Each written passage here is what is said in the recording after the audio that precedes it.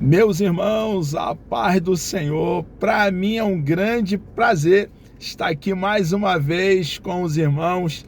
A nossa finalidade aqui é compartilhar um pouco da palavra do Senhor nosso Deus, e nessa sequência de 26 aulas para nós novos convertidos, chegamos aqui à aula de número 25, onde vamos falar sobre a volta de Jesus. Quero ler com os irmãos primeira carta do apóstolo Paulo, a igreja estava na cidade de Corinto, capítulo 15, versículo 52. Nos diz assim o texto sagrado: no momento, num abrir e fechar de olhos, ante a última trombeta, porque a trombeta soará e os mortos ressuscitarão incorruptíveis, e nós seremos transformados. Essa frase, no momento, vem de uma palavra que no grego tem por definição um tempo que não pode ser dividido.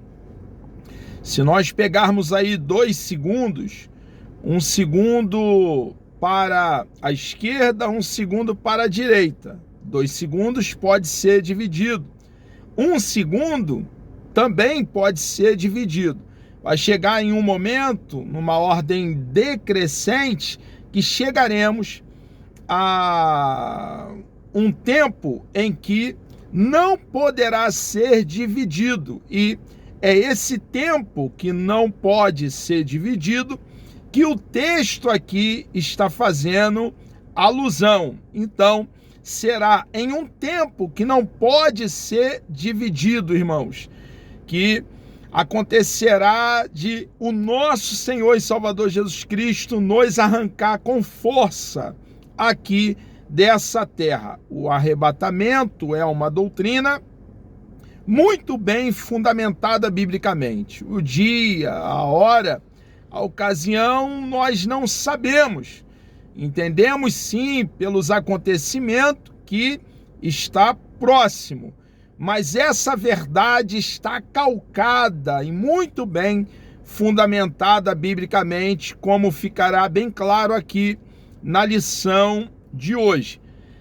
Se alguém lhe fizesse algumas perguntas concernente à volta de Cristo, o que você responderia? Ele vai aqui elencar algumas perguntas para nós novos convertidos, supostamente alguém fazendo essa pergunta a cada um de nós. Saberia responder com convicção essas perguntas? Em que basearia a sua resposta? Você já examinou as escrituras a respeito desse importante tema? O que diz a Bíblia sobre o retorno de Jesus? A volta de Cristo é ensinada de maneira clara, definitiva e inequívoca na palavra de Deus.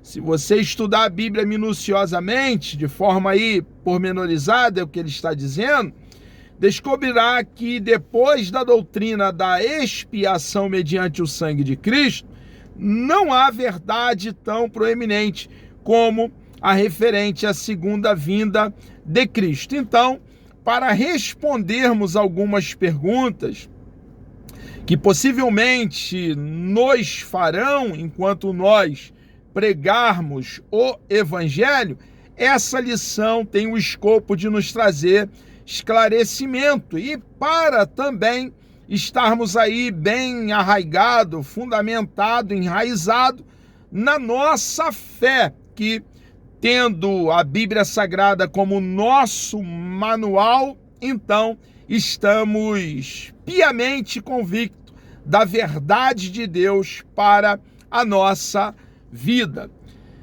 Jesus mesmo falou diversas vezes que retornaria a este mundo.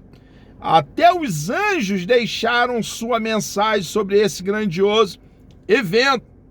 Veja o que eles disseram no momento da ascensão de Cristo. A ascensão de Cristo aconteceu no Monte das Oliveiras, 40 dias depois de Jesus ser ressurreto. E os anjos ali, como nós vamos aqui ler o texto, fez a promessa de Jesus retornar para buscar a sua amada igreja, igreja que ele comprou com seu bendito e precioso sangue. Os anjos disseram: esse Jesus, que dentre vós foi recebido em cima no céu, há de vir assim como para o céu o vistes ir. Atos dos Apóstolos, capítulo 1, versículo 11. O Espírito Santo, através dos tempos, tem vivificado, dado vida a esta verdade nos corações de todos os crentes em todas as épocas e lugares. Então é uma verdade, como eu já tenho falado, muito bem respaldada biblicamente, a verdade do retorno do nosso Senhor e Salvador, que acontecerá em duas fases. A primeira fase, Jesus vem nos arrebatar, nós, a igreja. E na segunda fase, ele virá conosco, com a igreja. A certeza da volta de Cristo. A Bíblia Sagrada relaciona enfaticamente a ressurreição dos mortos com a segunda vinda de Cristo. O apóstolo Paulo escreveu: não quero, porém, irmãos, que sejais ignorantes acerca dos que já dormem. Paulo, no texto em tela, ele estava muito preocupado em trazer clareza acerca dos cristãos que, através da morte física, passaram para a eternidade. E aqui ele deixa bem claro que nós devemos ter esperança, na verdade, que aqueles que morreram antes do arrebatamento, no arrebatamento, ressurgirão dentre os mortos para a imortalidade e encontrarão com os arrebatados que estiverem vivos nos ares, e estará a igreja para sempre com o nosso Senhor e Salvador Jesus Cristo. Observe, irmãos, que a Bíblia não nos ensina o sono da alma. A alma está consciente e, em momento algum, a Bíblia ensina a doutrina, como alguns querem, que a alma está inconsciente ou dormindo. Quando faz referência aos que dormem, é no sentido de ter descansado da labuta, do embate cotidiano que nós temos aqui nessa vida. O dormir aí, o descansar, fala também de estar em um momento de grande felicidade, de grande contentamento no Senhor, aguardando o arrebatamento, para que não vos entristeçais como os demais.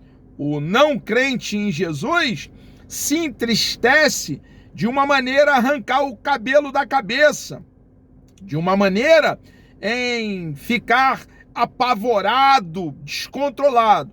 Nós cristãos, quando participamos de um momento em que um cristão partiu para a eternidade, claro que nós nos entristecemos sim, mas não como aqueles que não têm esperança, porque nós temos convicção que o salvo que passou para o nosso Senhor está nesse momento consciente no paraíso, aguardando o arrebatamento.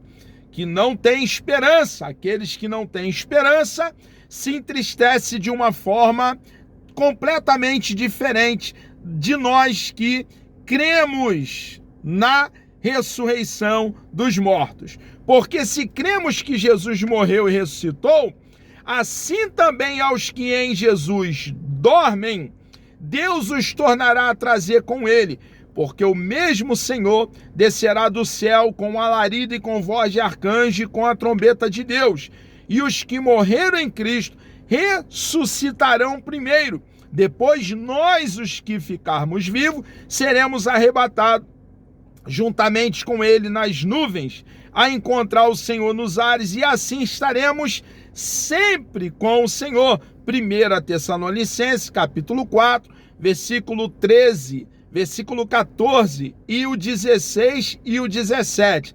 Esta certeza baseia-se nas seguintes razões. Jesus mesmo afirmou que voltará. Então, Jesus mesmo nos fez a promessa que ele voltaria para buscar a sua igreja. A ressurreição de Cristo nos dá convicção que um dia nós também ressurgiremos dentre os mortos. Jesus prometeu voltar ao mundo para consumar a sua obra e nenhuma das promessas do nosso Senhor e Salvador Jesus Cristo jamais caíram por terra. E a promessa do retorno do nosso Salvador também, no tempo dele, do nosso Senhor, se cumprirá. Os anjos também afirmaram que ele voltará. Então, assim como nosso Senhor e Salvador Jesus Cristo afirmou o seu retorno para buscar a sua igreja, os anjos, que são mensageiros enviados da parte de Deus, também confirmaram, reiterando essa mesma promessa. Como já foi dito, no momento da ascensão de Jesus, estando os discípulos com os olhos fitos no céu, enquanto ele subia, eis que junto deles se puseram 2 varões vestidos de branco, os quais lhes disseram: varões galileus, por que estáis olhando para o céu? Esse Jesus que dentre vós foi recebido em cima no céu, há de vir, assim como para o céu ouvistes ir. Atos dos Apóstolos, capítulo 1, versículo 10 e versículo 11. O testemunho da palavra de Deus afirma que ele voltará. Então, a Bíblia num todo, observe que a revelação bíblica é progressiva. Precisamos juntar os mais de 31 mil versículos e entender o que a Bíblia diz num todo sobre essa verdade. E a verdade bem fundamentada está do retorno do nosso Senhor e Salvador Jesus Cristo. O testemunho da ceia do Senhor afirma que ele voltará. Cada vez que o crente se assenta à mesa do Senhor, está proclamando a sua fé na volta de Jesus. O Senhor mesmo disse: fazei isto em memória de mim, até que ele venha. Que palavra preciosa, irmãos. Lucas capítulo 22, versículo 19 também, o texto bem conhecido de 1 Coríntios capítulo 11. Os sinais do fim dos tempos atestam que Jesus voltará. Muitos sinais, irmãos, que nós estamos observando hoje. Dentre eles, a apostasia.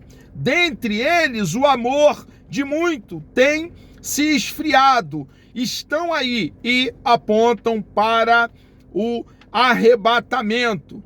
De que maneira Jesus voltará? A sua volta será em 2 fases distintas. Primeiro lugar, virá buscar a sua noiva, a sua igreja.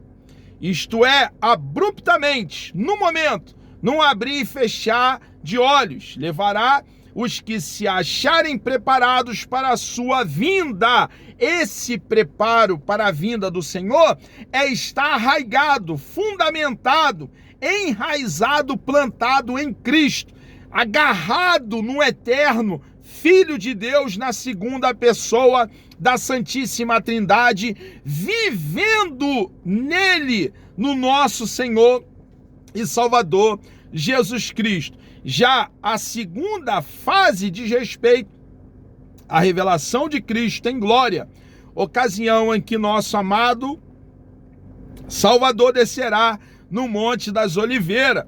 Zacarias capítulo 14, versículo 4. Nesta etapa, Jesus voltará com a igreja a fim de restaurar o povo de Israel e erguer seu reino de paz sobre a terra.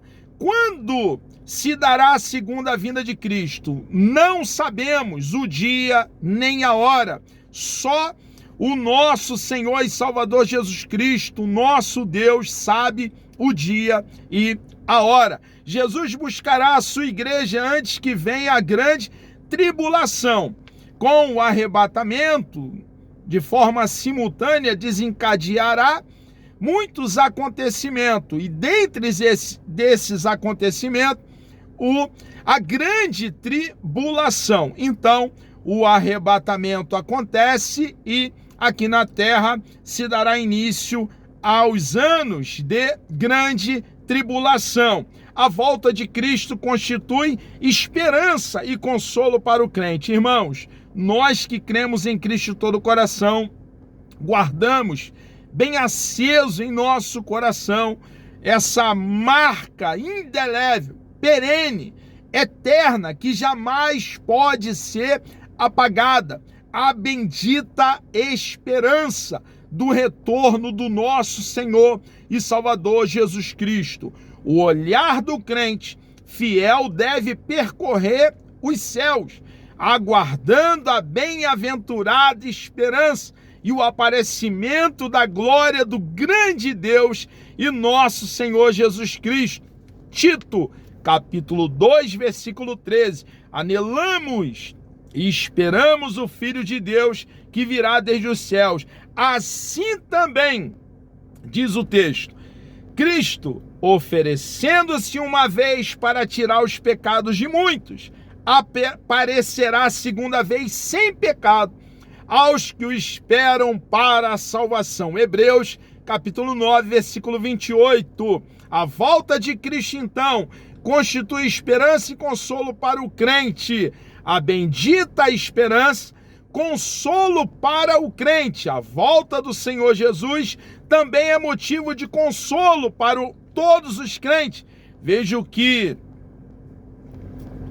o apóstolo Paulo escreveu aos Tessalonicenses, ao concluir sua mensagem sobre o segundo advento de Cristo. Ele diz: portanto, consolai-vos uns aos outros com estas palavras. Colossenses, capítulo 4, versículo 18, de 1 Tessalonicenses. Morte, separação, martírio, sacrifício, perseguição e qualquer outra coisa que aflija ao crente perdem o seu poder e se tornam menos terríveis por causa da esperança consoladora da vinda do Senhor Jesus Cristo. Chegamos aqui ao término de mais uma aula, Deus me dando vida até lá, querendo o nosso bondoso e amado Deus. Na próxima aula falaremos sobre a missão de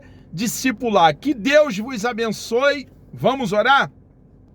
Deus amado, nós louvamos e engrandecemos o teu santo, bendito e precioso nome. Muito obrigado por essa grande oportunidade, ó Deus, de estarmos aqui compartilhando a tua palavra, ó Deus, com os teus filhos, ó Pai. Pedimos a tua bênção, meu Deus, nos conceda também um dia produtivo na tua presença. Muito obrigado, ó Pai, pela convicção que temos em nosso coração da tua verdade, ó Pai. Muito obrigado pela tua bondade, pelo teu amor, por podermos contar contigo, Senhor amado, diariamente. Ó Deus amado, te louvamos por tudo e lhe agradecemos em nome de Jesus.